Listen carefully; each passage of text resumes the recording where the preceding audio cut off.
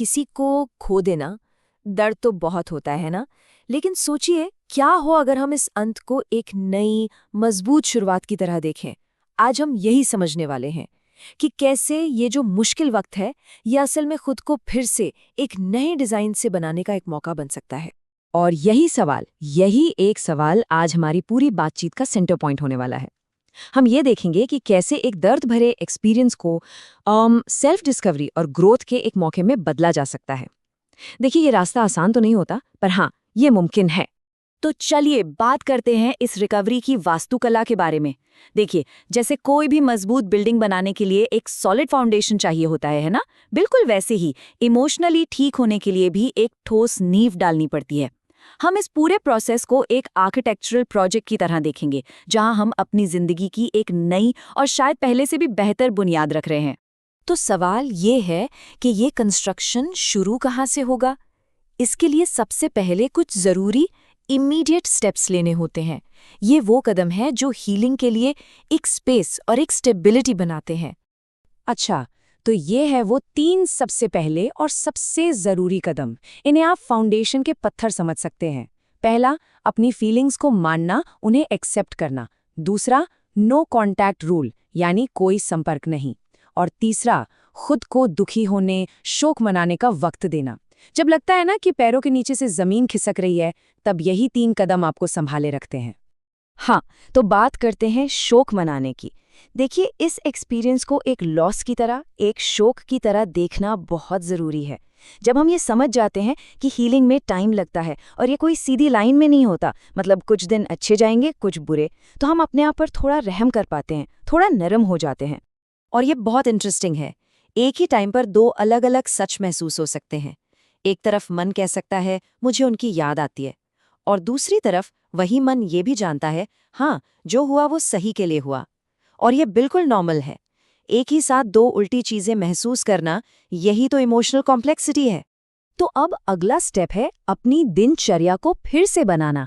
इसका मेन मकसद है उस अकेलेपन की फीलिंग से लड़ना, अपना डेली शेड्यूल वापस बनाना, रेगुलर एक्सरसाइज करना, अपने पुराने शौक जिन्हें शायद भूल गए थे उन्हें फिर से ढूंढना, दोस्तों से या जरूरत पड़े तो प्रोफेशनल से बात करना। ये सब चीजें जिंदगी में कंट्रोल और नॉर्मल होने का एहसास वापस लाती हैं।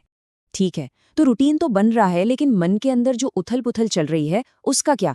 उसको समझने का एक बहुत ही पावरफुल तरीका है, और वो है लिखने की ताकत। ये अपने एक्सपीरियंस को सही से प्रोसेस करने में कमाल की मदद करता है। होता है ना कि एक ही ख्याल, एक ही बात दिमाग में घूमती रहती है लूप में, लिखने से वो साइकिल टूटती है। जब आप उन सब ख्यालों को कागज पर उतार देते हैं, तो एक सेफ स्पेस मिलता है, एक क्लैरिटी मिलती है, और मन का बोझ हल्का हो जाता है।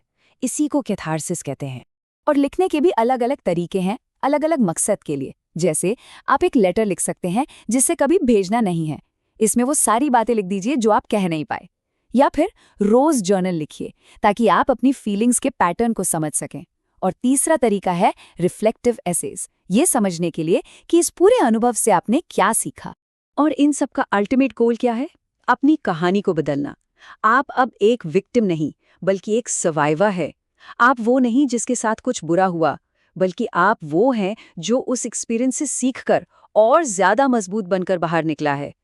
तो पास्ट को प्रोसेस करने के बाद अब फोकस शिफ्ट होता है। अब बारी है एक्टिव होकर अपना फ्यूचर बनाने की, अपनी एक नई नींव रखने की। यहाँ सबसे बड़ा गोल है अपनी पहचान को उस रिश्ते के बाहर फिर से ढूंढना। ये एक मौका है अपने पैशन, अपने गोल्स, अपनी असली पहचान से दोबारा जुड़ने का। याद कीजिए, उस रिश्ते से पहले क्या थे? शायद एक आर्टिस्ट, एक रनर, एक ट्रैवलर। अब वक्त है अपने उन हिस्सों को फिर से खोजने का, उन्हें फिर से जीने का। चलिए, अब कुछ ऐसे कोर प्रिंसिपल्स की बात करते हैं जो सिर्फ रिकवरी के लिए नहीं, बल्कि लॉन्ग टर्म इमोशनल हेल्थ के लिए भी बहुत ज़रूरी हैं। और ये बहुत ही ज़रूरी बात है, इमोशनल स्ट्रेस को मैनेज करने के लिए अपनी फिजिकल हेल्थ को प्रायोरिटी देना। मन और शरीर का कनेक्शन बहुत गहरा होता है। जब आप अपनी बॉडी का ध्यान रखते हैं, तो आपका मन अपने आप मजबूत महसूस करने लगता है। खासतौर पर ये 3 चीज़ें, ये फिजिकल सेल्फ केयर के 3 पिलर्स हैं: नींद, डाइट और एक्सरसाइज। इन तीनों पर फोकस करने से आपको वो एनर्जी और रेजिलियंस मिलती है जिसकी जरूरत इमोशनल चुनौतियों से लड़ने के लिए होती है। कह सकते हैं कि ये आपकी रिकवरी का फ्यूल हैं। और आखिर में, ये एक सवाल है जो हमें खुद से पूछना चाहिए। इस पूरे एक्सपीरियंस में क्या पैटर्न दिखे? इससे क्या सबक सीखें? ये सवाल आपको आगे देखने में मदद करेंगे। इस सबसे ऐसा क्या सीखा जा सकता है जो भविष्य में एक ज़्यादा मजबूत और समझदार इंसान बनाएगा?